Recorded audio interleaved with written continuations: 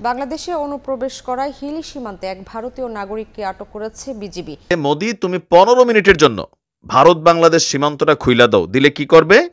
তো দিলে তার বক্তব্য হচ্ছে বাংলাদেশের সংখ্যালঘু হিন্দুদের উপর যেই নির্যাতন চলছে তার বিরুদ্ধে লড়াই করে ভারতে মোটামুটি গদি মিডিয়া এবং বিজেপির যে লুঙ্গি ড্যান্স, বিশেষ করে শুভেন্দু অধিকারীর যে লুঙ্গি ড্যান্স, সেটা সম্ভবত বন্ধ হবে। এবার ভারতের ওই পাগলা একজন বিজিবি নেতা, মেন্টাল না মানসিক রোগী সেটা আসলে আমাদের বোধগম্য নয়। সে বলতেছে বাংলাদেশ থেকে 3 লক্ষ হাতে টানা রিস্কা নিয়ে সীমান্ত দিয়ে ঢুকে যাচ্ছে বাংলাদেশের কলকাতা দখল করার জন্য। বিদেশক এ বিষয়ে কথাগুলো বাংলাদেশ আসলে কি হাতে টানা রিস্কা আছে কিনা, এর আগে এর বক্তব্য নিয়ে কয়েকটা আলোচনা শুনবো, পাশাপাশি লম্বা একটা আলোচনা শুনবো বাংলাদেশের এবং ভারতের 2 বিদেশ সচিবের বৈঠকটা একজন ভারতীয় সাংবাদিক কথা বলেছেন এবং শুভেন্দু বাবুকেও তিনি দিয়েছেন আইক্যাওয়ালা বাস। কথাগুলো খুবই গুরুত্বপূর্ণ। বরাবরই আমরা শুনতাম যে শীতকাল আসলে পাগলের উপদ্রব একটু বাড়ে, মানে যাদের মাথার মধ্যে একটু সমস্যা থাকে শীতকালে তাদের এই সমস্যাটা প্রকট আকার ধারণ করে। তেমনটা আজকে আমরা দেখতে পেলাম যে বাংলাদেশ সম্পর্কে আপনার বেশ কিছু তথ্য দিচ্ছে পশ্চিমবঙ্গের একজন বিজেপি নেতা শুভেন্দু। মাইরি ছুটিয়ে কিন্তু লাল করে দেবো দাদা, সত্যি বলছি। তুমি যে ধরনের বক্তব্য দিচ্ছ বাংলাদেশ নিয়ে, তোমার কিন্তু মারি আইডিয়াই নাই, ঠিক আছে? পশ্চিমবঙ্গের দিকে মনোযোগ দাও। তোমার সরকার ক্ষমতায় আছে, কিভাবে স্যানিটেশনকে আরও ডেভেলপ করা যায়, কিভাবে যারা বেকার তরুণ আছে তাদেরকে আরও কর্মজীবী করা যায়। বাংলাদেশ নিয়ে এই ধরনের কথা বলে হাস্যকর ভূমিকা ছাড়া তোমার জন্য আর কোনো কিছু কিন্তু পাওয়া হবে না। হাহা রিয়েক্ট দিচ্ছি। প্রথমত বাংলাদেশ সম্পর্কে আইডিয়াই তো নয়। আইডিয়া নাই কেন? দেখেন, শুভেন্দু মজুমদার বলছে গতকালকে, তার একটা বক্তব্য খুবই ভাইরাল, যে আমার কাছে খবর আছে ঢাকা থেকে 3 লক্ষ হাতে টানা রিক্সা রওনা দিয়েছে কলকাতা দখল করার জন্য। এখন বাংলাদেশে কি হাতে টানা রিক্সা আছে? হাতে টানা রিক্সা আমরা দেখেছি কলকাতায় আছে, সেখানে মানুষদের জীবনযাত্রা খুবই কঠিন একটা পরিস্থিতিতে কিন্তু আছে। বাংলাদেশে এখন মোটর চালিত অটো রিক্সা, ইলেকট্রিক রিক্সা এগুলা চলে। বাংলাদেশে পায়ে চাপানো যে রিক্সা, প্যাডেল রিক্সা, এগুলোই বিলুপ্তির পথে। আর হাতে টানা রিক্সা তো দূরের কথা। তার মানে পশ্চিমবঙ্গের যেই চিত্র, এটা সে বাংলাদেশের সাথে কানেক্ট করা ট্রাই করেছে। বাংলাদেশের রিক্সাওয়ালারও অনেক আপডেট হয়ে গেছে, পায়ে প্যাডেল চেপে রিক্সা চালাতে চায় না, আর সেখানে হাতে টানা রিক্সার কথা বলছে। আসলে তার এই কথাটা কিন্তু একটা তাচ্ছিল্যমূলক কথা। আপনারা তার কথার অংশটা বোঝেন নাই। এই অংশটার পরের অংশে তার আরেকটা অংশ আছে যে ওদের আছেটা কি, মানে বাংলাদেশের কি আছে। তারপর সে বলছে রাফাল আছে হাসিমারায়, মানে পশ্চিমবঙ্গের আলিদুয়ারপুর শহরে ভারতের যে বিমান ঘাঁটি আছে সেখানে রাফাল নামক ভারতের যে অত্যাধুনিক প্রযুক্তির যুদ্ধ বিমান সেটা আছে। তো এখন সে কিন্তু এখানে একটা হুমকি দিছে যে রাফাল জিয়া যদি একটা মানে আওয়াজ করা হয় বাংলাদেশ নাকি কেঁপে উঠবে।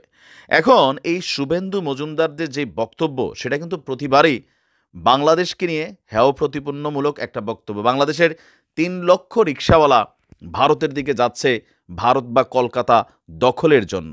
আচ্ছা, এমন বক্তব্য আপনারা যারা কলকাতা থেকে শোনেন, মানে মনে হয় না যে তারছিরা অথবা ধরেন আসলে পাগলাগারদে থাকার প্রাণীগুলো এখন পশ্চিমবঙ্গে রাজনীতির মাঠে তারা রাজত্ব করা ট্রাই করছে? বিজেপির রাজনৈতিক এথিক্সটাই কি?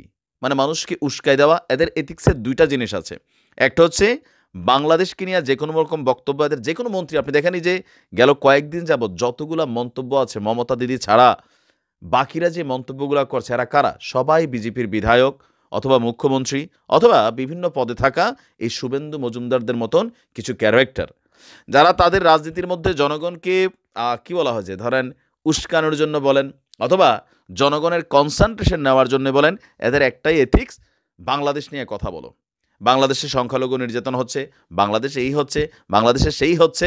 আর ভারতে হিন্দুদেরকে নিয়ে অন্যান্য যেই ধর্ম বা জাতি গোষ্ঠী আছে তাদের মধ্যে একটা পেচকি লাগানো, কোন মসজিদের নিচে কোথায় সেই কয় হাজার বছর আগে মন্দির ছিল, এগুলা বইলা বইলা ভারতের আপামর জনতার মধ্যে তারা যে সাম্প্রদায়িক সম্প্রীতিটা ছিল এটাকে কিন্তু ভেঙে দিয়েছে। একটা বন্ধন ছিল তো সবার মধ্যে, তাই না, যে এক ধর্মের মানুষ অন্য ধর্মকে শ্রদ্ধা করত। তো কলকাতাতে এই জিনিসটা আমি আগে দেখি নাই। এখন এরকম শুভেন্দু মজুমদারদের মতন 2-4 জন ক্যারেক্টার ভারত এবং বাংলাদেশ, বিশেষ করে পশ্চিমবঙ্গ এবং বাংলাদেশের জনগণের মধ্যে একটা বিভাজন তৈরির খেলা চলছে। আর এটার ইফেক্ট পড়ছে কার উপর? এই শুভেন্দু মজুমদাররা কিন্তু ভালো ভালো মিঠাই খাচ্ছে, মন্ডা খাচ্ছে, কিন্তু যারা কলকাতা সহ বিভিন্ন জায়গায় পর্যটকদের উপর নির্ভর করে ব্যবসা বাণিজ্য করছেন তাদের অবস্থাটা কি আপনি কি একবার দেখছেন? আপনাদের দেশের গণমাধ্যমে যে ব্যবসায়ীদের বক্তব্যগুলো আসছে সেটা কি দেখছেন? কত হাজার লোক কর্ম হারাচ্ছে সেটা কি দেখছেন? ভারতে যারা সচেতন নাগরিক আছেন, আমি মনে করি যে এটা আপনাদেরই দায়িত্ব যে বাংলাদেশ ইস্যুতে এই যে মিথ্যাচার হচ্ছে সেটাকে আপনারা জবাব দেওয়ার জন্য। ভালো থাকবেন আর শুভেন্দু মজুমদারদের কথার ফাঁদ থেকে একটু সাবধান থাকবেন। আসসালামু আলাইকুম। সচিব পর্যায়ে বৈঠকের পরে আমাদের পশ্চিমবাংলাতে বিশেষ করে ভারতে মোটামুটি গদি মিডিয়া এবং বিজেপির যে লুঙ্গি ড্যান্স, বিশেষ করে শুভেন্দু অধিকারীর যে লুঙ্গি ড্যান্স, সেটা সম্ভবত বন্ধ হবে আশা করা যাচ্ছে। এখনো বিষয়টা এটা নিয়ে আজকে আলোচনা। উল্টো দিকে মুখ্যমন্ত্রী বিধানসভা গতকাল সম্ভবত বা গতকাল বা আজকে তার একটি বিবৃতি দিয়েছে যে বাংলাদেশে কোন একজন বিএনপির পার্টি নেতা কেউ একজন বলেছেন আমরা ইত্যাদি ইত্যাদি করব, দখল করে নেব। তো সেটা নিয়ে তিনি অনেকটা মজা নিয়েই বলেছেন যে আমরা লেমন চুষবো বসে বসে।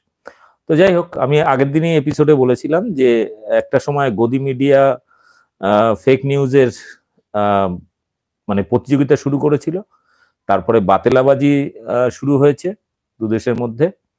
ওদেশেও আমি দেখছি কিছু কিছু বয়স্ক আর কি প্রাক্তন রিটায়ারমেন্ট হয়ে গেছেন, কবরে এক পা ডাঙায়, এরকম কিছু মানুষ, তারাও ইদানিং হঠাৎ করে মিডিয়ার এসে তারাও এমন এমন মন্তব্য করছেন, মনে হচ্ছে যে খুব ইয়ং বয়সে অনেক কিছু ছিঁড়ে ফেলেছেন। আমাদের এখানেও আছে, এখানেও এরকম ধরনের কিছু উদ্বুক পাবলিক, তারাও মিডিয়ার সামনে মানে মাইক এবং বুম দেখলেই তখন তাদের মধ্যে বিপ্লবী আনা জেগে ওঠে এবং এমন এমন কথা বলে যে কাণ্ডজ্ঞানহীন শূন্য, মানে মনে হচ্ছে দেশটা তার কথাতেই চলে, সে যা বলবে সেটাই সরকার করবে। প্রত্যেকটা দেশে সংবিধান আছে, সংবিধানের পালন করার জন্য বিভিন্ন অ্যাডমিনিস্ট্রেটিভ বিভিন্ন ধরনের ডিপার্টমেন্ট আছে, তারা দেখে। আমি মুখে বলে দিলাম কোন একটা কিছুর সঙ্গে সঙ্গে এই পাকিস্তানে সার্জিক্যাল স্ট্রাইক করতে হবে, সঙ্গে সঙ্গে স্বরাষ্ট্র মন্ত্রক, আর্মি, প্রধানমন্ত্রী সব সঙ্গে সঙ্গে সেখানে সার্জিক্যাল স্ট্রাইক করে দেবে, মহাফিলে চলে আসবে। এরকম হয় না, ছেলে খেলা হয় না। একটা দেশ যখন চলে তার কিছু নিয়ম কানুন থাকে। প্রতিবেশী দেশের সাথে বিভিন্ন ধরনের ব্যবসায়িক, অর্থনৈতিক, সাংস্কৃতিক বিভিন্ন ধরনের লেনদেন থাকে, ফলে তার মধ্যে সেগুলো পরিচালনা করার জন্য দক্ষ লোকজনও থাকে দুদেশে। তো বিষয়টা হচ্ছে বাংলাদেশের সাথে সমস্যাটা কি। আজকে সকালবেলায় আমি ধর্মতলাতে একটা জায়গা ছিলাম, তো সেখানে একজন বিজেপির আইনজীবীর সঙ্গে গল্প করছিলাম বসে বসে। আমি বললাম, আচ্ছা দাদা, সমস্যাটা কোথায়? বাংলাদেশে একটা গণ অভ্যুত্থান হয়েছে, হাসিনা পালিয়ে ভারতে চলে এসছে, সেখানে বাংলাদেশের মানুষ দেশটাকে কিভাবে গোছাবে, কিভাবে সাজাবে, এই নিয়ে তারা ব্যস্ত। হঠাৎ করে সেখানে একটা ইস্যু খাড়া করা হলো, হিন্দু নির্যাতিত হচ্ছে, সংখ্যালঘু নির্যাতিত হচ্ছে বলে এখানকার মিডিয়া, বাংলাদেশের নয়, এখানকার মিডিয়া হঠাৎ করে চিৎকার শুরু করে দিল। তাই চিৎকারের পাশাপাশি কিছু রাজনৈতিক দলের মানে লোকজন রাস্তায় নেমে লুঙ্গি ডান্স শুরু করে দিল। সেটা দেখিয়ে আরো বাজার গরম করার চেষ্টা হলো। আমি একটা জিনিস বুঝি না, ধরুন আজকে বাংলাদেশে আমি সাপোজ ধরেই নিচ্ছি তর্কের খাতিরে সংখ্যালঘু নির্যাতন হয়েছে, আমার কি অধিকার আছে তাদের দেশে কি হচ্ছে না হচ্ছে ব্যাপারে নাক গলানোর? আমার কি অধিকার আছে? ধরুন আমি রাস্তা দিয়ে যেতে যেতে দেখছি কারো বাড়ির মধ্যে ফ্যামিলি ঝামেলা চলছে, আমি রাস্তায় যাচ্ছি, একটা কোনো বাড়ির ভেতরে তাদের পারিবারিক কিছু গন্ডগোল চলছে, তো আমি একজন আউটসাইডার, আমি পরিবারের কেউ নই, পাড়ার কেউ নই, আমি তাদের বাড়িতে ঢুকে গিয়ে ওই বিষয় নিয়ে নাক গলাবো? এটা আপনার কোনো ইয়েতে পড়ে?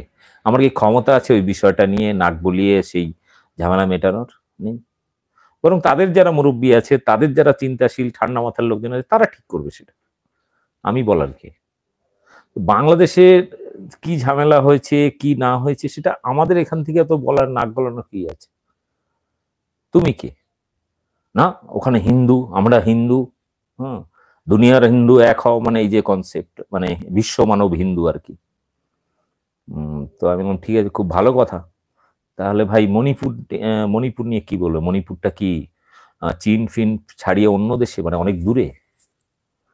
মণিপুরে যে কি হচ্ছে সেটা নিয়ে কেন নাক গলাচ্ছ না? সেটা নিয়ে কেন শুভেন্দু অধিকারী গদি মিডিয়া লুঙ্গি ড্যান্স করছে না? সেটা নিয়ে মানুষ কেন এত আলোচনা করছে না? পুরো মণিপুরের ইস্যুটাকে পুরো মিডিয়া থেকে ব্ল্যাক আউট করে দেওয়া হলো। নিজের দেশের সমস্যা না, সেটা নিয়ে কোনো কথা নেই। যত আলোচনা, যত নোংরামি, যত কিছু বাংলাদেশ নিয়ে। আমাদের এখানে ওইরকম, মানে আমাদের একটা খুব সহজ হিসাব, সেটা যেটা হিন্দি বলয় যারা বা গো বলয় যাদের বলি, সেটা বাংলা কিন্তু গো বলয়ের মধ্যে পড়ে না। গো বলয়ের যারা, বিশেষ করে হিন্দিভাষী বা অন্যান্য ভাষাভাষীর মানুষ, তাদেরকে পাকিস্তানের জুজু দেখিয়ে মগজ উত্তপ্ত করে সারা বছর। আপনি হিন্দি চ্যানেলগুলো খুলবেন, সেখানে সারাদিন এই তো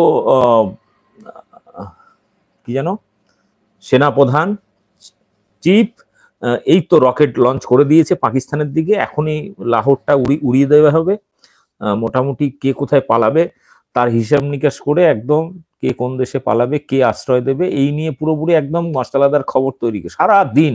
এবং পাকিস্তানে কত অস্ত্র আছে, ভারতের কত অস্ত্র আছে, পাকিস্তানে কত সৈন্য আছে, ভারতে কত সৈন্য আছে, এই হিসাব নিকাশ নিয়ে আপনি একটু হিন্দি চ্যানেল যদি আপনারা খুলে দেখেন, সারাক্ষণ এই খবরগুলো রয়েছে। কিন্তু না, গতকাল দিল্লি অভিযান করেছিল কৃষকরা, কৃষকদের উপর উদম লাঠিচার্জ করেছে। ওই কৃষকরা কিন্তু পাকিস্তান থেকেও আসেনি, বাংলাদেশ থেকেও আসেনি, বা অন্য কোনো দেশ থেকে আসেনি, নিজের দেশের কৃষক। তাদের উপর উদম লাঠিচার্জ করেছে, কাঁদানে গ্যাস ছুড়েছে, ছত্রভঙ্গ করে ছেড়ে দিয়েছে। বিষয়টা কি জানেন? বিষয়টা হচ্ছে যারা নিজের দেশের মানুষের প্রতি এরকম নির্দয়, নিজের দেশের হিন্দুদের প্রতি এত নির্দয়, তারা যখন অন্য দেশের প্রতি প্রেম ভালোবাসা দেখানোর চেষ্টা করে, বুঝতে হবে স্বার্থটা তার নয়, স্বার্থটা অন্য কোথাও। বাংলাদেশের সাথে ভারতবর্ষের স্বার্থ কোথায়? আচ্ছা, বাংলাদেশ কি আমাদের কাছ থেকে ধার দেনা করে বেঁচে আছে? বা বাংলাদেশ কি আমাদের ভারতের কোনো কিছু না পেলে একদম না খেয়ে মরে যাবে? এরকম তো অবস্থায় নেই। বরং উল্টে আমাদের পশ্চিমবাংলা অনেকটাই ডিপেন্ডেন্ট। ভারতের অন্য রাজ্য ডিপেন্ডেন্ট না হলেও হতে পারে, কিন্তু পশ্চিমবাংলা কিন্তু বাংলাদেশের উপর অনেক ডিপেন্ডেন্ট। আমি এই ভিডিওটা শেষ হলে তারপর একটা ভিডিও আপলোড করব, যেখানে কলকাতায় বিশেষ করে যে অঞ্চলে বাংলাদেশ থেকে যারা টুরিস্ট আসেন, বাংলাদেশ থেকে যারা চিকিৎসা করাতে আসেন, যেখানে থাকেন, সস্তায় হোটেল পান, বাই সেই এলাকার বাজার, হোটেল, দোকান, রাস্তাঘাট কি পরিস্থিতির মধ্যে আছে, আপনাদের সেই ভিডিওটা একবার দেখাবো। সেই ভিডিওটা আপনারা দেখে নেবেন। আরেকটা জিনিস, সেটা হচ্ছে যে আমি প্রথম দিনই বলেছিলাম যে বিজেপি একটা কট্টর বাঙালি বিরোধী, বাঙালি মানে টোটাল বাঙালি, মানে ত্রিপুরা, আসাম, পশ্চিমবাংলা, বাংলাদেশ, ভারতের বিভিন্ন প্রান্তে যারা বাঙালিরা ছড়িয়ে ছিটিয়ে আছে, পুরোটাই তারা বাঙালি বিদ্বেষী। বাঙালিদেরকে ধ্বংস করার জন্য এমন কোনো রাস্তা তারা বাকি রাখেনি অ্যাপ্লাই করার জন্য, ভাবতেই পারবেন না। পশ্চিমবাংলায় বিগত 2016 থেকে তারা নির্বাচনে ধাক্কা খেতে খেতে এমন একটা পর্যায়ে দাঁড়িয়েছে যে গত নির্বাচনের সময় উত্তরবঙ্গকে ভেঙে আলাদা রাজ্য করবে, এবং সেটার সাথে বিহার জুড়ে দেবে, বিহারের 2টো জেলা। এরকম ঘোষণা করলো বিজেপির নেতারাই। আবার জঙ্গলমহলের সাথে ঝাড়খণ্ডের কয়েকটা জেলা নিয়ে আলাদা একটা রাজ্য করবে বাংলাকে ভেঙে। অর্থাৎ পশ্চিমবাংলার মতো ছোট একটা রাজ্য, সেটাকে 3 টুকরো করে দেওয়ার ওপেন আলোচনা চলছে, ওপেন দাবি করছে তারা। এমনকি তাদের মধ্যে কয়েকজন আবার গিয়ে স্বরাষ্ট্রমন্ত্রীর সঙ্গে বৈঠক করেছে অমিত শাহর সাথে। এটা হচ্ছে বাংলার বিজেপি নেতাদের চরিত্র। তারা বাংলার খাবে, বাংলার পড়বে, বাংলার ভোটে এমএলএ এমপি হবে, আর বাংলাকে ধ্বংস করার, বাংলাকে টুকরো করার চেষ্টা চালিয়ে যাবে। আর আমাদের এই উদ্গান্ডু পাবলিক পশ্চিমবাংলার কিছু গোমূত্র গোবর খেয়ে এখন জয় শ্রীরাম জয় শ্রীরাম স্লোগান করে, তারা দুহাত তুলে তাকে ভোটও দেবে। হ্যাঁ, তুমি ভাঙো, বাস দাও আমাকে আরো বেশি করে, আছলা দাও, এই কাজটা তারা করে যাচ্ছে। তো বিজেপির এই কর্মকাণ্ড নিয়ে যখন আমরা নিজেরাই অতিষ্ঠ, সেখানে বাংলাদেশ নিয়ে তাদের এই লুঙ্গি ড্যান্স অবভিয়াসলি বাংলাদেশের মানুষের একটা অস্বস্তির কারণ। সব থেকে বড় ন্যাক্কারজনক ভূমিকা হচ্ছে আমাদের এখানকার গদি মিডিয়া। রিপাবলিক টিভি তো লিমিট ছাড়া, ছেড়ে দাও। এবিপি আনন্দকে তাও মানুষ একটু যারা একটু চিন্তাশীল বুদ্ধিজীবী তারা দেখতো, কারণ তারা অনেক তথ্য ঘেটে ধীরে সুস্থে আলোচনা করে একটা এপিসোড গুলো করতো। কিন্তু ইদানিং একের পর এক মিথ্যা গল্পের উপর ভিত্তি করে এমন এমন ধরনের প্রোপাগান্ডা নামাচ্ছে যে কিছু কিছু ক্ষেত্রে রিপাবলিক টিভিকেও ছাড়িয়ে যাচ্ছে। ওই জন্য আমি গতকাল বলেছিলাম যে ফেক নিউজে এবং বাতেলাবাজিতে এখন প্রতিযোগিতা শুরু হয়েছে, কে কত বাতেলা মারতে পারে। আর সব থেকে হাস্যকর লেগেছে বাংলাদেশের আমি কয়েকজন বয়স্ক মানুষের বক্তব্য। আমি কোনো ইয়ং চ্যাংড়া ছেলে কোনো অল্প বয়সী রাজনীতি বোঝে না, রাষ্ট্রনীতি বোঝে না, সমাজ বোঝে না, অর্থনীতি বোঝে না, সেরকম কিছু বাচ্চা কাচ্চা ছেলে হয়তো কখনো আবেগে হয়তো কিছু একটা বলে দিত, ঠিক আছে। কিন্তু বয়স্ক, তারা আর্মিতে কাজ করেছেন, সেনাবাহিনীতে কাজ করেছেন, কোথাও আবার সরকারের কোনো দপ্তরে ছিলেন, এরকম ধরনের লোকজন যা মন্তব্য করছে, সত্যি বলতে সেটা দেখা আর আমাদের এই কমেডি শো দেখা, মানে রিপাবলিক টিভির ওই কি যেন গোমুদ ঘোষ, আমি নাম দিয়েছি গোমুদ ঘোষ, তো ওই গোমুদ ঘোষের এপিসোড দেখা আর এই ধরনের বক্তব্য শোনা প্রায় একই রকম। আর সব থেকে তো ন্যাক্কারজনক লেগেছে আজকে এবিপি আনন্দে একটা, আমি আপনাকে দেখিয়ে দিই আপনাদের, এবিপি আনন্দে হঠাৎ করে একটা ক্যাপশন ফেসবুকে ফুটে উঠলো। কি লেখা জানেন? দেখুন, পড়ুন। আমি একটু লাইটটা কমিয়ে দিচ্ছি, তাহলে আপনারা দেখতে পাবেন। ভালো করে পড়ুন।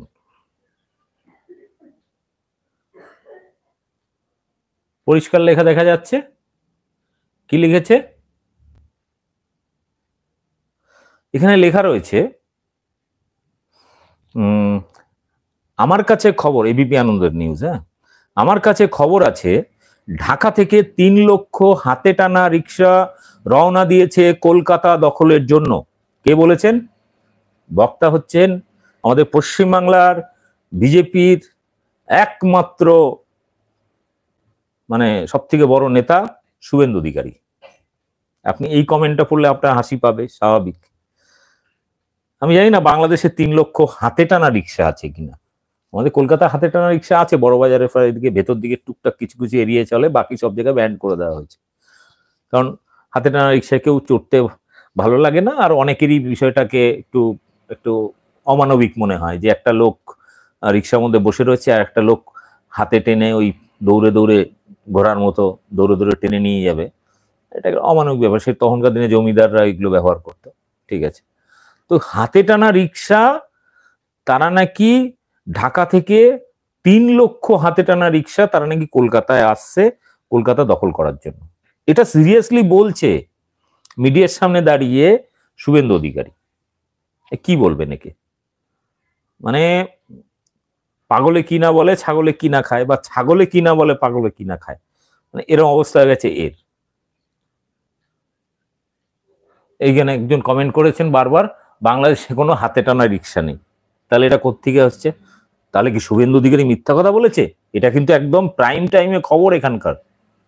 আপনি বলছেন বাংলাদেশে হাতে টানা রিক্সা নেই, আমাদের কলকাতায় আছে। কলকাতা সেন্ট্রাল ক্যালকাটার মধ্যে কিছু কিছু জায়গায় আছে, অলিতে গলিতে, কিন্তু মেইন রোডে অ্যালাউ নেই ওগুলো। বড় বাজার থেকে অনেকে মাল নিয়ে ওই ভেতর দিক দিয়ে হয়তো শিয়ালদার কাছাকাছি আসতে পারে, এই অবধি। তার বাইরে কিন্তু হাতে টানা রিক্সা চলেই না। তো বিষয়টা হচ্ছে যে এই যে মন্তব্যটা শুভেন্দু অধিকারী, আপনি কি বলবেন একে? এটা হাস্যকর নয়? শুভেন্দু অধিকারী বলছে 3 লক্ষ হাতে টানা রিক্সা ঢাকা থেকে রওনা হয়েছে কলকাতা দখলের উদ্দেশ্যে। হাতে টানা রিক্সা নিয়ে আসছে কি করবে? এখানে দখল করবে, মানে একটা কলকাতা শহর রাজধানী, সেখানে তারা আসবে, আসলে কি হবে? বড় জোর এখানে তো 1000 খানেক লোক নিয়ে রাস্তা বেরোলে রাস্তা জ্যাম হয়ে যায়, এত গাড়ির চাপ। 3 লক্ষ, ভাবতে পারেন, মানে 3 লক্ষ হাতে টানা রিক্সা ঢাকা থেকে রওনা হয়েছে কলকাতায়। কবে পৌঁছাবে জানি না, মানে যতদিন না পৌঁছাবে ততদিন এই তার লুঙ্গি ড্যান্সটা চালু থাকবে আর কি। এই তো আসছে ঢাকা থেকে, সবে এই একটু এসছে, 5 কিলোমিটার এসছে, আর 200 কিলোমিটার বাকি আছে। এই তো আসছে, এই তো পেট্রাপোলের কাছাকাছি চলে এসছে। তো এরকম করে ন্যারেটিভ তৈরি করবে। মানে এখন বিজেপি নেতাদের বক্তব্য, বিজেপি নেতাদের ভাষণ, গদি মিডিয়ার এই মানে বাতেলাবাজি, ফেক নিউজ, মানে এমন একটা চলে গেছে যে আমরা কপিল শর্মার শো দেখতাম আগে রাত্রেবেলায় সময় হলে, এখন আর কপিল শর্মার শো কেউ দেখে না, ওর ভিউয়ার্স কমে গেছে।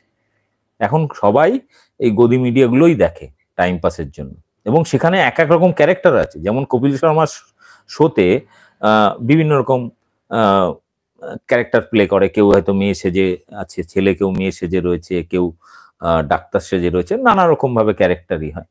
তো আমাদের এখানে মিডিয়াতে মোটামুটি এই ক্যারেক্টারটা আছে।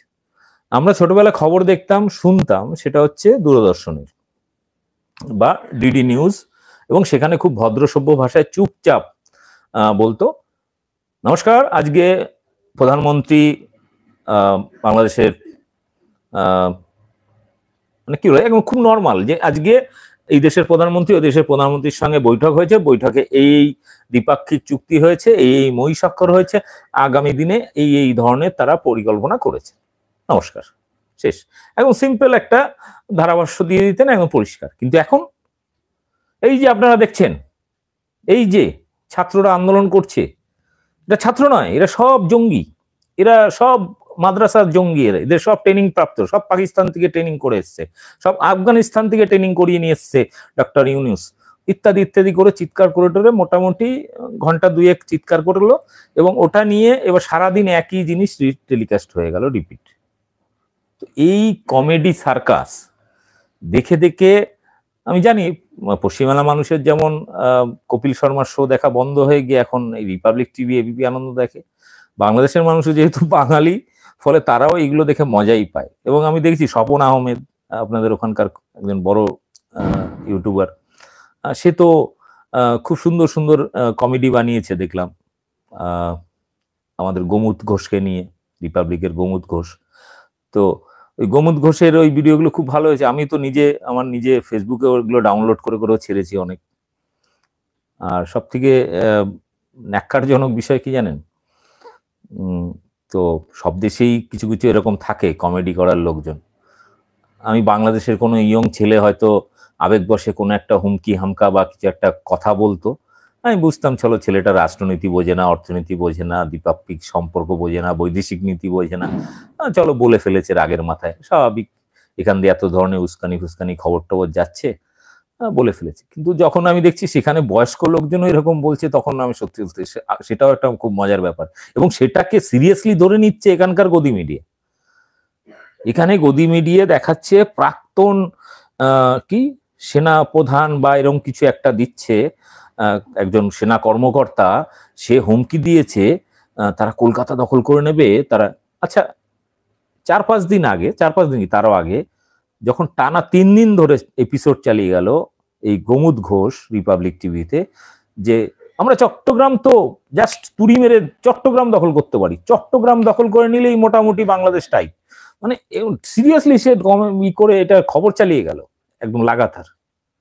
কিন্তু মুশকিলটা হচ্ছে আজকের, আপনি একটু পরে রিপাবলিক টিভি বা এবিপি আনন্দ বা এখানকার চ্যানেলগুলো দেখবেন, অলরেডি সুর নরম হয়ে গেছে। আমি আপনাদের গতকাল বা তার আগের দিনও বলেছিলাম যে বিদেশ দপ্তরের সচিবরা যখন বৈঠক করবেন তখন অনেক কিছুর সমাধান হবে, হয়তো একটা বৈঠকে না হলেও পরবর্তী বৈঠকে আরো সমাধান হবে। আজকে এখনো পর্যন্ত যা খবর পেয়েছি বিভিন্ন মিডিয়া ঘেটে ঘুটে, তাতে মোটামুটি বৈঠক কিন্তু সফল।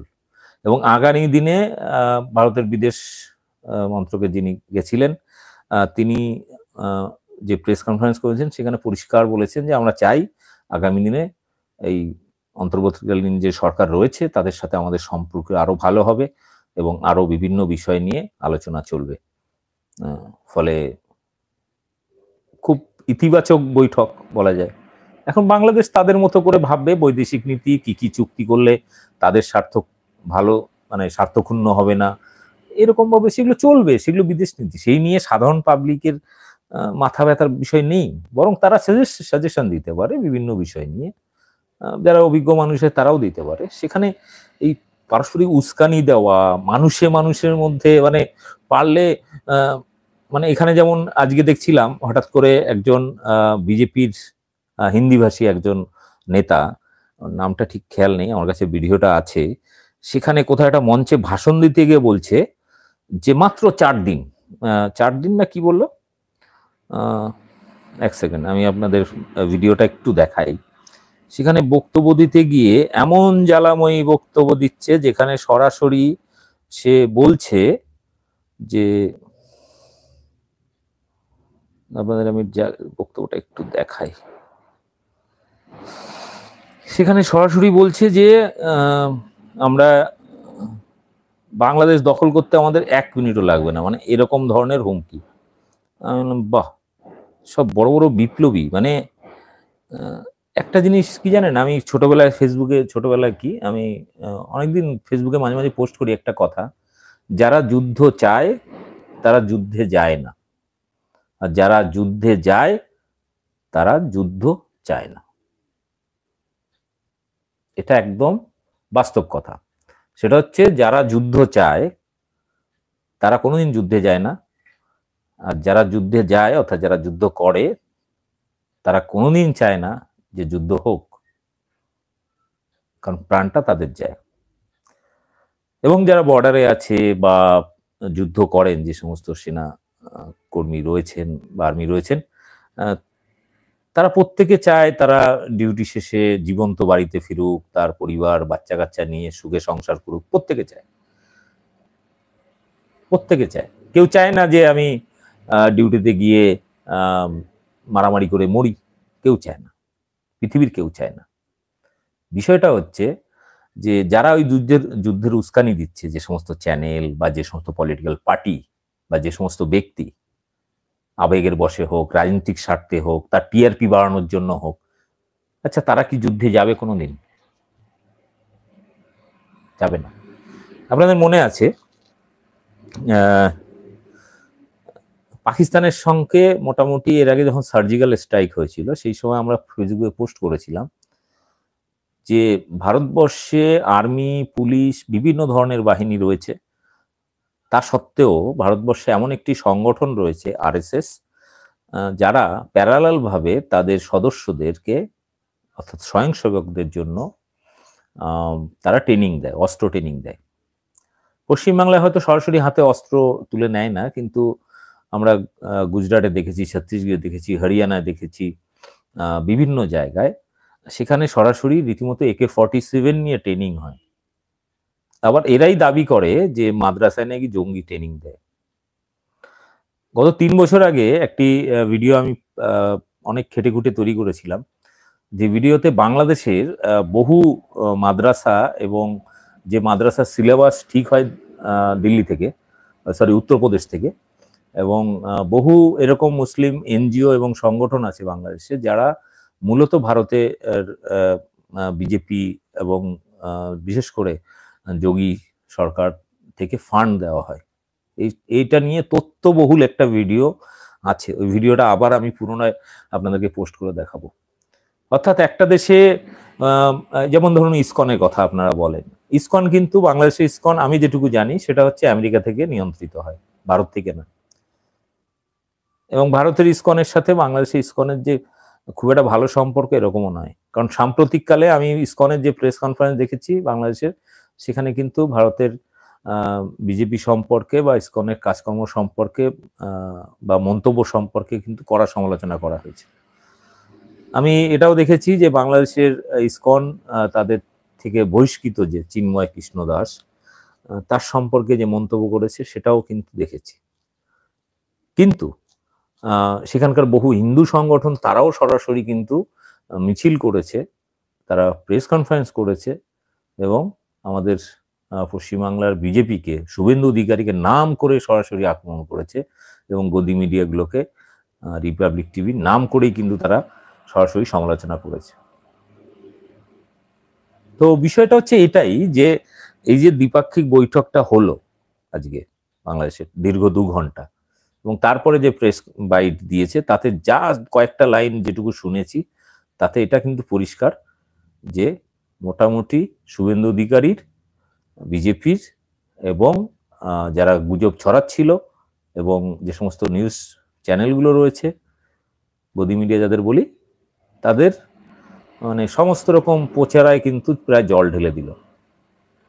এবং এই যে এদিক থেকে হলো, এরপরে বাংলাদেশের কোনো প্রতিনিধি তারা ভারতে আসবেন, তারা বৈঠক করবেন, পারস্পরিক চলবে এবং মোটামুটি একটা নতুন সরকার বাংলাদেশে তারা তাদের মতো করে আবার সাজিয়ে গুছিয়ে নেবেন, আবার স্বাভাবিক হয়ে যাবে সবকিছু যেমন আগে ছিল। এটাই তো ঠিক। কিন্তু না, আমাদের এখানে যে দলটি রয়েছে তারা চায় না, বাংলাদেশের সঙ্গে এখনই যুদ্ধ করতে হবে। এবং সব থেকে মজার ব্যাপার জানেন, ফেসবুকে একটা পোস্ট দেখলাম যে কি জানো, বাংলাদেশের আকাশে নাকি সাবমেরিন উঠছে। একজন অন্ধভক্ত পোস্ট করেছে, সাবমেরিন উঠছে বাংলাদেশের আকাশে। আকাশে বা সাবমেরিন কবে থেকে উঠতে শুরু করলো? এরকম সাবমেরিন তো আমি শুনিনি আকাশে উঠতে পারে। তো যাই হোক, তো এরকম ধরনের দাঙ্গাবাজ এবং এই ধরনের উস্কানিদাতা বহু লোক আছে এবং তারা চায় যে একটু যুদ্ধ যুদ্ধ খেলা হোক। মানে এরা তৈরি হয়েছে কি বলুন তো, এরা তৈরি হয়েছে ভিডিও গেম দেখে। মানে ভিডিও গেম খেলে তো, কি কাউন্টার স্ট্রাইক কি সব আছে গেম, আমি সমস্ত জানি না, কল অফ ডিউটি না কি সব গেম আছে। আমি জীবনে কোনোদিন মোবাইলে গেমও খেলিনি, কম্পিউটারও খেলিনি। তো সেই সমস্ত খেলে এবং মোদিজির মান কি বাত, মানে লোকে বউর সঙ্গে প্রেমিকার সঙ্গে মন কি বাত করে। আমাদের মোদিজি দেশের মানুষের সঙ্গে মন কি বাত করেন, কাজের কথা বলেন না।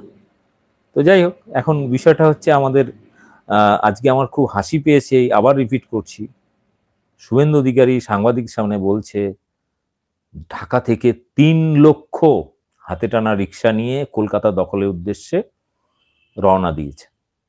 তার কাছে নাকি খবর আছে, পাক্কা খবর। মানে এটা কি সত্যি সত্যি ভাত খায়, মানে মাছ ভাত খায়, না সত্যি সত্যি এটা গোবর গোমূত্র খায়, যাতে ব্রেন মানে ব্রেনের যে কমন সেন্স, মানে আমরা যেগুলো স্বাভাবিক চিন্তা করি, যুক্তি বুদ্ধি কাজে লাগাই, সেটাও বন্ধুর লোপ পেয়ে গেছে। এটা হচ্ছে মোটামুটি আজকের পরিস্থিতি। এখন কি করবে তারা? এই যে শুভেন্দুর সমস্ত পরিকল্পনায়, সমস্ত কিছুতে এত লুঙ্গি ড্যান্স, এত নাচানাচি, এত কিছু করলো, সব কিছুতে জল ঢেলে বিদেশ মন্ত্রকের বৈঠক করে এলেন সেখানে গিয়ে। তো শুভেন্দুর সবকিছুতে জল ঢালা হয়ে গেল, গদি মিডিয়া সবকিছুতে জল ঢালা হয়ে গেল। এরপরে বাংলাদেশ থেকে কোনো বিদেশ সচিব আসবেন, আবার বৈঠক করবেন এবং আরো বিষয়টা স্মুথ হয়ে যাবে। তখন কি করবে? কিন্তু তার এই আচরণের কারণে বাংলাদেশের যে মানুষগুলোর মধ্যে একটা আঘাত লাগলো, বা বাংলাদেশের কারোর একজনের কথায় এখানকার কারোর একজন আঘাত লাগলো, সেই মানুষের মধ্যে যে বিদ্বেষের বিষটা ঢোকাচ্ছে শুভেন্দু অধিকারীরা বা এই গদি মিডিয়ারা, এই পারস্পরিক এই বিষটা তো ঢুকিয়ে দেওয়া হলো। এটা কাটতে তো সময় লাগবে। সেই কাটানোর দায়িত্বটা কার? মিডিয়া তো নেবে না, শুভেন্দুও নেবে না। ফলে আমাদের মতো কিছু মানুষ আছে যাদের কাজই হচ্ছে সমাজের এই বিষাক্ত জিনিসগুলোকে চিহ্নিত করা, মানুষের সামনে তুলে ধরা, যাতে মানুষের মধ্যে বন্ধুত্ব, ভ্রাতৃত্ববোধ, সম্পর্ক সুস্থ হোক, কোন রকম ধর্মীয় বিদ্বেষ, দাঙ্গা হাঙ্গামা না হোক। কারণ সেতে ক্ষতিটা, আমি আগের দিনও বলেছি, ক্ষতিটা কিন্তু সাধারণ মানুষের হয়। কোথাও দাঙ্গা হলে শুভেন্দু অধিকারী দাঙ্গায় অংশ নেবে না, বা শুভেন্দু অধিকারী বাপ, কি নাম, শিশির অধিকারী, সেও নেবে না। কিংবা তার যদি ছেলে মেয়ে হতো, দুঃখের বিষয় সে বিয়েটা করেনি, তো বিয়ে করলে তার ছেলে মেয়েকেও পাঠাতো না দাঙ্গা করতে, কেউ পাঠায় না। অমিত শাহর ছেলেকে দাঙ্গা করতে পাঠায়নি, তাকে বিসিসিআই চেয়ারম্যান বানিয়ে দিয়েছে, যে কোনোদিন মানে গিল্লি ডান্ডা পর্যন্ত খেলেনি, তাকে বিসিসিআই চেয়ারম্যান বানিয়ে দিয়েছে। আর মাঝখানে যেখানে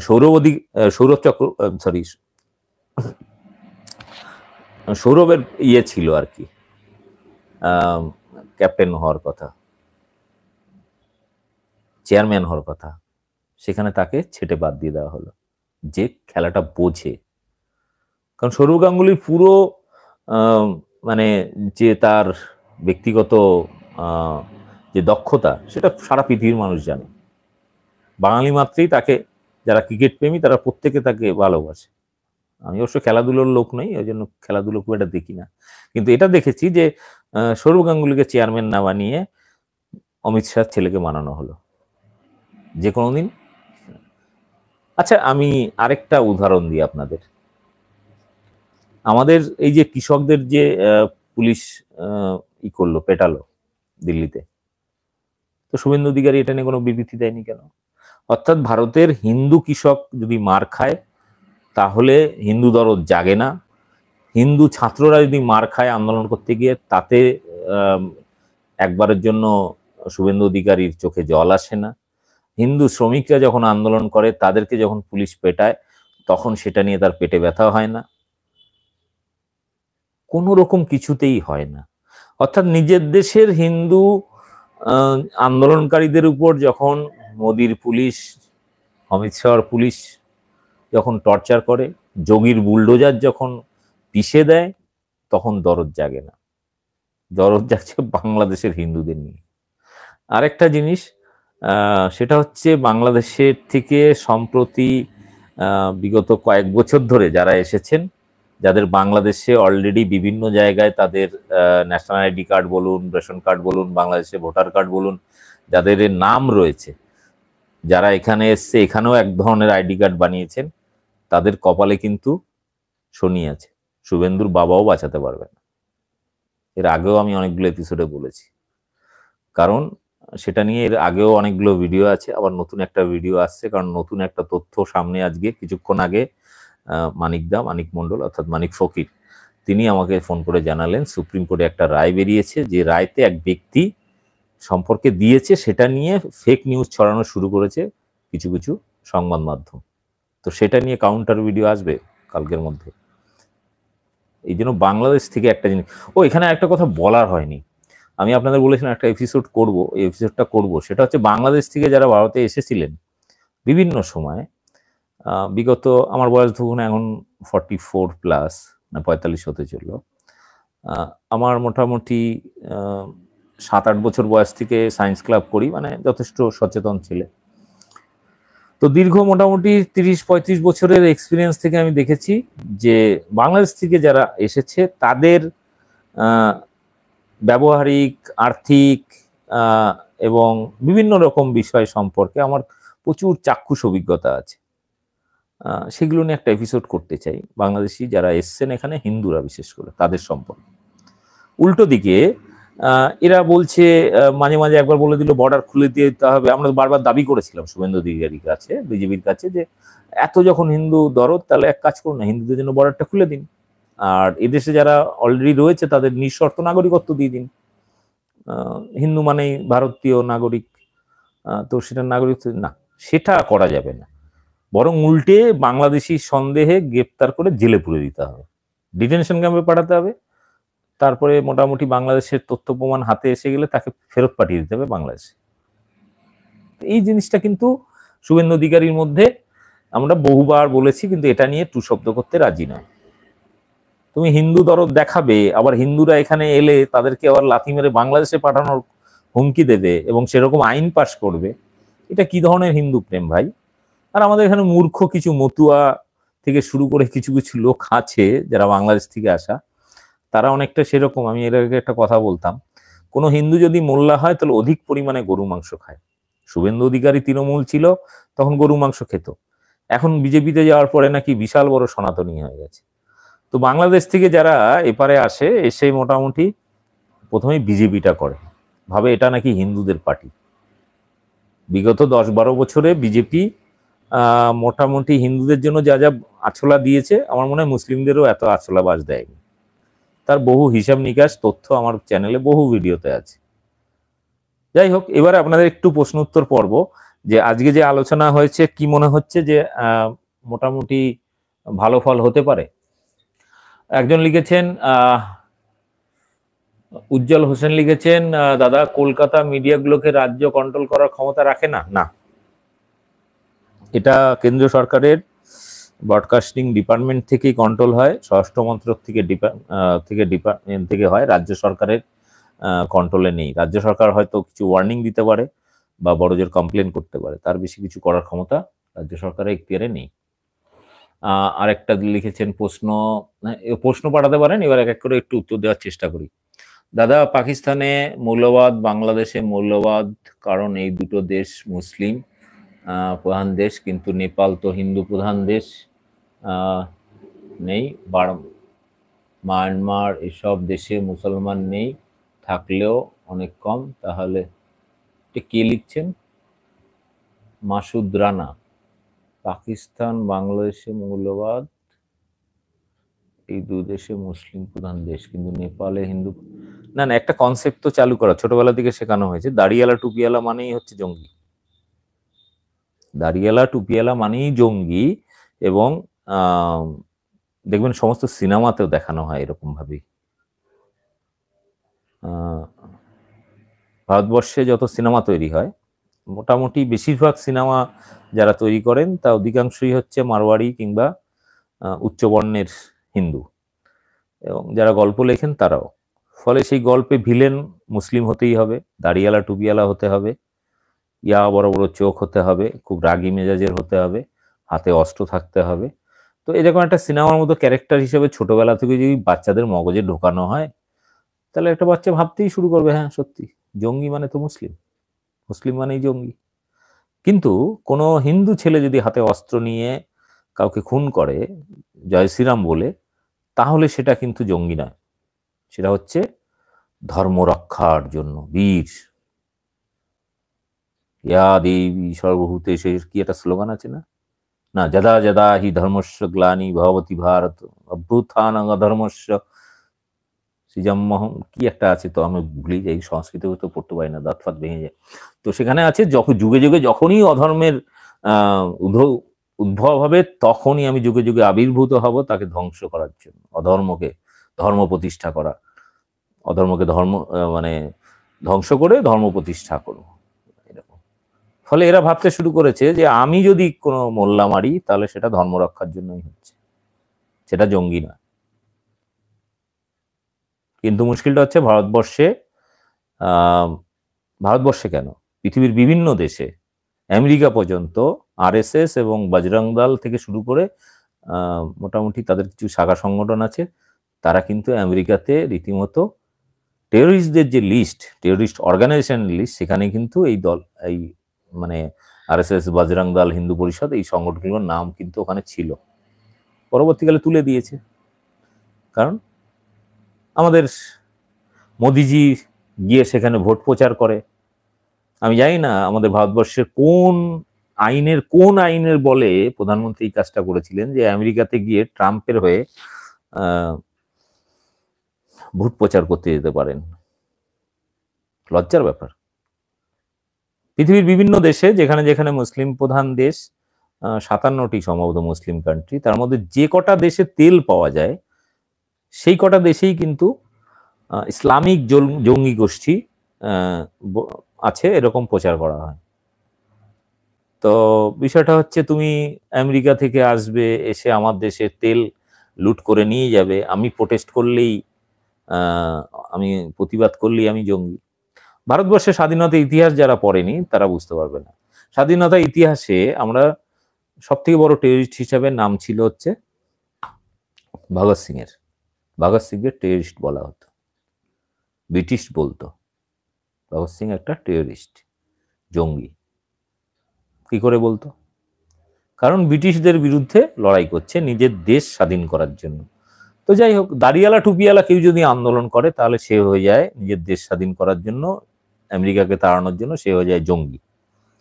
আর হিন্দুরা, এখনকার দিনে হিন্দুরা যদি কোনো মুসলিম মারে বা জয় শ্রীরাম স্লোগান দিয়ে কাউকে মেরে ফেলে, কেটে ফেলে, গুলি করে, তাহলে সে হয়ে যায় ধর্ম রক্ষাকারী যোদ্ধা।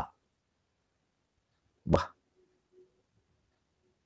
এটা হচ্ছে মোটামুটি খুব ছোট থেকে একদম মগজে ঢুকিয়ে দেওয়া হয়েছে। কিন্তু আমি যেহেতু এই বিষয়গুলোর মানে এই গোয়াল ঘরের পড়াশুনো করিনি, মানে ফলে এই জিনিসটা আমার মধ্যে ঢোকেনি। আমি বরং চোখ কান খুলে দেখেছি যে একটা দেশে যখন ইসলামিক জঙ্গি গোষ্ঠী হিসেবে যাদেরকে আখ্যা দেওয়া হচ্ছে, বাস্তবে তারা কেন অস্ত্রটা তুললো। পরে খোঁজ খবর নিয়ে দেখলাম যে সেখানকার কয়লা মানে তেলের খনিগুলো আমেরিকা দখল করার জন্য তাদের পেটোয়া কোনো সরকারকে বসিয়েছে, বা তাদেরই সরাসরি আর্মি নামিয়ে সেই দেশটা দখল করেছে। তো সেখানকার মানুষ অস্ত্র তুলে নিয়েছে, প্রতিবাদ করেছে। শুধু এটা নয়, পৃথিবীর ইতিহাসে যখনই, আপনার মনে আছে যখন চীনে দর্শক আলোচনাগুলো শুনেছেন, শুনে বুঝতে পেরেছেন যে আসলে শুভেন্দুবাবু এর মাথা ঠিক নাই, সে একটা পাগল, সে একটা মানসিক রোগী, তার চিকিৎসা দরকার। বাংলাদেশে তো ভাই হাতে টানা রিস্কাই নেই। আরেকজন বলছে 15 মিনিটে বাংলাদেশ দখল করে নেবে, সীমান্ত খুলে যেতে মোদিজিকে বলতেছে। মানে এরা এতটা উগ্র হয়ে গিয়েছে, এতটা মানসিক রোগী হয়ে গিয়েছে, যাদের ট্রিটমেন্ট করা ছাড়া এরা কখনোই আর সুস্থ কথা বলবে না। দর্শক, এই হচ্ছে ভারতের কিছু উস্কানিমূলক উগ্রবাদী হিন্দুত্ববাদী নেতাদের কথা। পাশাপাশি আরেকজন তিনি যার কথা শুনেছেন সেও কিন্তু হিন্দু, কিন্তু তার কথার ভিতরে অনেক যুক্তি আছে। যদিও সে বাংলাদেশকে একটু খাটো করার চেষ্টা করেছে কিছু বক্তব্য নিয়ে, তারপরেও তার কথা যুক্তি কিন্তু আছে। তো সব কিছু মিলিয়ে বোঝা যাচ্ছে যে ভারতের বিজেপিরাই হিন্দুত্ববাদকে ব্যবসা করে মূলত তারা রাজনীতি করতে চায়, ক্ষমতায় থাকতে চায়। যে প্রদর্শক, এটা সম্পূর্ণ ভিত্তিহীন কথা বলেছে। বাংলাদেশে কোনো অটো রিস্কায় হাতে টানা রিস্কা নয়, সব ওই যে মিথ্যা কথা বলতে বলতে এমন একটা অভ্যাস এসেছে, সেটাকে জাস্টিফাই করার মতো আর অবস্থা মনে করে নাই। কলকাতায় সব হাতে টানা রিস্কা, মনে করছে বাংলাদেশও হাতে টানা রিস্কা আছে। আমার মনে হয় পুরো বাংলাদেশ যদি চিরুনি অভিযান দেওয়া হয়, একটাও হাতে টানা রিস্কা পাওয়া যাবে না, কারণ আমরা হাতে টানা রিস্কা বাংলাদেশে কেউ ব্যবহার করে না।